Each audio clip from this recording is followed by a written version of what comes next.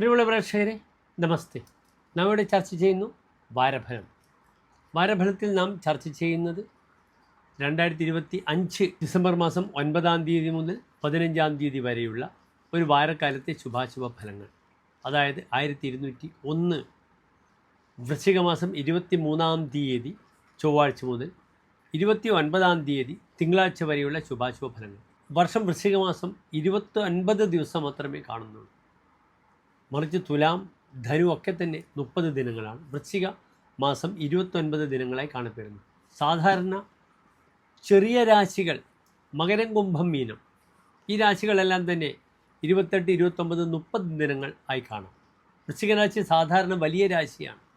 പക്ഷേ ഈ വർഷം വൃശ്ചിക മാസം 29 ദിനങ്ങളായി കാണപ്പെടുന്നു. ധാരാളം സവിശേഷങ്ങളായ ദിനങ്ങളാണ് വൃശ്ചിക മാസത്തിൽ വന്നത് നാം ചർച്ച ചെയ്ത് കഴിഞ്ഞു. ഇവിടെ വാരഫലത്തിൽ നാം ചർച്ച ചെയ്യുന്നത് അവസാനത്തെ ഈ ഒരു വാരം എപ്രകാരം ശുഭാശുഭങ്ങളെ പ്രദാനം ചെയ്യുന്ന വിഷയമാണ്. ഇവിടെ ഈ വാരഫലത്തിൽ നാം ചർച്ച ചെയ്യുമ്പോൾ ഇപ്പോഴത്തെ ഗ്രഹസ്ഥിതി എൻ്റെ പ്രിയപ്പെട്ട പ്രേക്ഷകർ മനസ്സിലാക്കുക. മേടൻ രാശിയിൽ ഗ്രഹങ്ങളില്ല, ഇടവൻ രാശിയിലും ഗ്രഹങ്ങളില്ല, മിഥുനൻ രാശിയിൽ വ്യാഴമിത അതിചാരം കർക്കിടകത്തിൽ ചെയ്ത് തിരിച്ചു വന്നിരിക്കുന്നു. മിഥുനത്തിൽ വ്യാഴം, പിന്നീട് ചിങ്ങത്തിൽ കേതു, തുലാം രാശിയിൽ ഗ്രഹങ്ങളില്ല, വൃശ്ചികൻ രാശിയിൽ സൂര്യൻ, ബുധൻ, ശുക്രൻ, ധനുരാശിയിൽ ചൊവ്വ മാറിക്കഴിഞ്ഞു, ധനുരാശിയിൽ ശക്തനായി, കുംഭത്തിൽ രാഹു, മീനത്തിൽ മാന്തി. ഇവിടെ ഒരു വാരക്കാലത്തെ ശുഭാശുഭം മേടം മുതൽ മീനം വരെയുള്ള 12 രാശിക്കാർക്കും എപ്രകാരമാണ് എന്ന ചർച്ചയാണ് നാം നടത്തുന്നത്.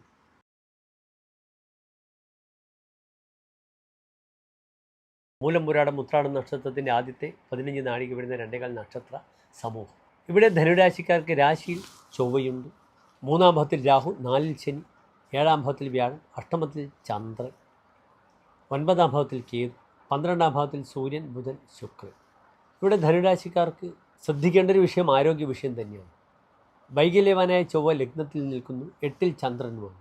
പലപ്പോഴും ശാരീരികമായി തലചുറ്റുക, ശിരോജന്യമായ രോഗങ്ങൾ, ഹൈ BP കൊണ്ടുണ്ടാകുന്ന രോഗങ്ങൾ, ഇതൊക്കെ തന്നെ വലിയ പ്രയാസങ്ങളെ, പ്രശ്നങ്ങളെ അഭിമുഖീകരിക്കേണ്ടി വരും. ഇവിടെ ധനുരാശിയിലേക്ക് വ്യാഴത്തിൻ്റെ ദൃഷ്ടിയുണ്ട്, അതൊരു നല്ല യോഗമാണ്. പലപ്പോഴും അഹങ്കാരം, അഹം നിമിത്തം തനിക്ക് പല അവസരങ്ങളും നഷ്ടപ്പെടും. കാരണം 7-ാം ഭാവത്തിൽ വ്യാഴം നിൽക്കുമ്പോൾ തന്നെ ഗുരു ഗർവഗത് എസ് ജാമിത്രഭാവേ, ജാമിത്രം എന്നാൽ കളത്രഭാവം, 7-ാം ഭാവത്തിൽ വ്യാഴം നിൽക്കുമ്പോൾ ഗുരുഹു ഗർവകൃത്, അഹങ്കാരം വളരെ പ്രകടിപ്പിക്കും. ഇവിടെ ലഗ്നത്തിൽ ചൊവ്വയുമുണ്ട്. ചൊവ്വ വളരെയധികം ഈഗോ ഉള്ള ഒരു ഗ്രഹമാണ്, ഈഗോയിസ്റ്റാണ് ചൊവ്വ. വിരഗ്നേകുജേ ദണ്ഡലോഹ അഗ്നി ഭീതി, ശരീരത്തിൽ ദണ്ഡം, ലോഹം, അഗ്നി ഇതിനെക്കൊണ്ടുള്ള ഭയമുണ്ടാകും. തപേൻ മാനസം കേസരിക്കും ദിദ്യ, സിംഹമാണെങ്കിലും മനസ്സ് തപിക്കും. ഇവിടെ ദാമ്പത്യപതിയായ ഗ്രഹം ഒക്കെ നിൽക്കുന്നത് 12-ലാണ്. വിവാഹപതിയായ 7-ാം ഭാവാധിപൻ, വിവാഹം ചിന്തിക്കേണ്ടുന്ന ഗ്രഹം ബുധൻ നിൽക്കുന്നത് 12-ലാണ്. വിവാഹകാരകനായ ശുക്രനോ അദ്ദേഹവും 12-ലാണ്. അതിനാൽ ദാമ്പത്യത്തിലുള്ള ക്ലേശങ്ങൾ വളരെ ശ്രദ്ധിക്കണം. വിഭാഗേ ഫലാനാം സദൈവ സർക്ക, പല കാര്യങ്ങളും പ്ലാൻ ചെയ്ത് അവസാനം അനുകൂലമായി വരുമ്പോഴേക്കും തടസ്സങ്ങൾ വരും. ഇതാണ് ലഗ്നത്തിലെ ചൊവ്വ. അവിടെ വ്യാഴത്തിൻ്റെ ദൃഷ്ടി അനുകൂലമാണ്. വളരെയധികം ശാരീരികമായ ക്ലേശങ്ങൾ ശ്രദ്ധിക്കണം. 8-ാം ഭാവത്തിൽ ചന്ദ്രൻ വരുമ്പോൾ സഭാവിദ്യതയെ ഭൈഷജിതസ്യ ഗേഹേ, തൻ്റെ വീട് ഒരു മെഡിക്കൽ ഷാപ്പ് ആകും, വീട് ആശുപത്രിയാകും. പലപ്പോഴും രോഗികൾ വളരെയധികം ക്ലേശങ്ങൾ അനുഭവിക്കേണ്ടി വരും.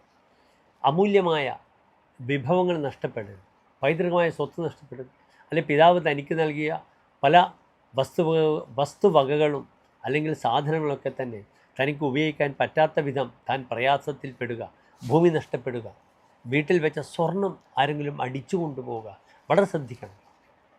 സ്വർണം നഷ്ടപ്പെടും, ധനം നഷ്ടപ്പെടും, വളരെ ജാഗ്രത പാലിക്കണം. കാരണം ധനുരാശിക്കാർക്ക് കണ്ടകശനിയൊക്കെ ഉള്ളതാണ്.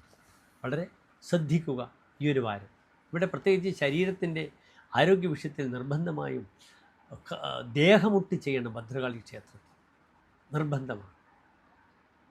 ദാമ്പത്യത്തിൽ പ്രയാസമുള്ളവർ ഐക്യമത്യ അർച്ചന ചെയ്യുക. ധനുരാശിക്കാർ ഭാര്യയാണെങ്കിൽ ഭർത്താവിൻ്റെ പേരിലും, ഭർത്താവാണെങ്കിൽ ഭാര്യയുടെ പേരിലും ചെയ്ത് അതിനും ഒരു നിവൃത്തി ഉണ്ടാക്കുക. ഐക്യമത്യ പുഷ്പാഞ്ജലി ചെയ്യുക. എല്ലാ ധനുരാശിക്കാർക്കും നല്ലൊരു വാരത്തെ പ്രാർത്ഥിക്കുന്നു. നന്ദി, നമസ്തേ.